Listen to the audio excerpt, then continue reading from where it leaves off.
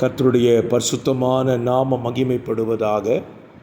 ஆசீர்வாதமான ஒரு நல்ல காலவேளையிலேயும் அனுதினம் அண்ணா என்கிற வேத தியானத்தினால் உங்களை சந்திப்பதில் மிகுந்த சந்தோஷம். இந்த நாள் ஜூலை மாதம் 5ஆம் தேதி வெள்ளிக்கிழமை காலவேளை. இந்த காலவேளை தியானத்திற்காக ஆதியாகமம் 20ஆம் அதிகாரம் அதனுடைய 16ஆம் வசனத்தை வாசிக்கிறேன். பின்பு சாராளை நோக்கி 1000 வெள்ளிக்காசு கொடுத்தேன் என்று அபிமெலேக்கு சாராளை பார்த்து சொல்லுகிறான். எதற்காக அவன் 1000 வெள்ளிக்காசை கொடுத்தானா?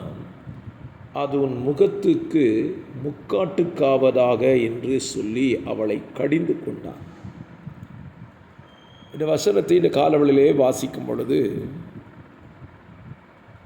சாராளுடைய முகம் மறைக்கப்படாதிருந்ததினாலே அவனுடைய முக அழகை கண்டுதான் அபிமெலேக்கு அவளை தனக்கு மனைவியாக்கிக் கொள்ளும்படி எடுத்துக்கொண்டான்.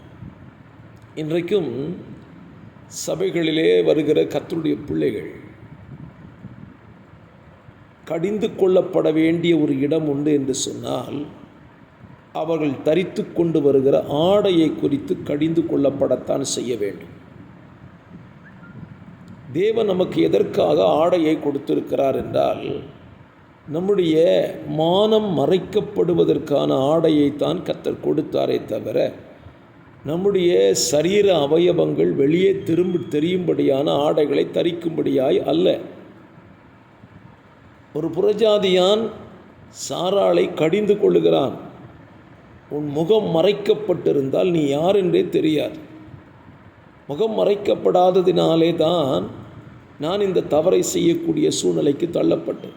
இன்றைக்கும் தவறுகள் நடப்பதற்கான காரணம் என்ன அப்படின்னு பார்த்தீங்கன்னா, உலகத்தை விட்டு விடுங்கள், உலகத்தார் அப்படித்தான் இருப்பார்கள். கர்த்தருடைய பிள்ளைகளும் இன்றைக்கு அரைக்குறையான ஆடைகளை தரித்து கொண்டு ஆலயத்துக்கு வருகிறார்கள்.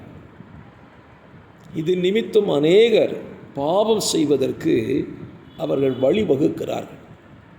ஆகவே என்னை கேட்கிற அருமையான கர்த்தருடைய பிள்ளைகளே, நீங்கள் தரிக்கிற ஆடையை குறித்து கவனமாயிருங்கள். உங்கள் ஆடை மற்றவர்களுக்கு இடரல் உண்டாகாதபடி ஆடையை தரித்து கொள்ளும்படி தீர்மானம் எடுங்கள்.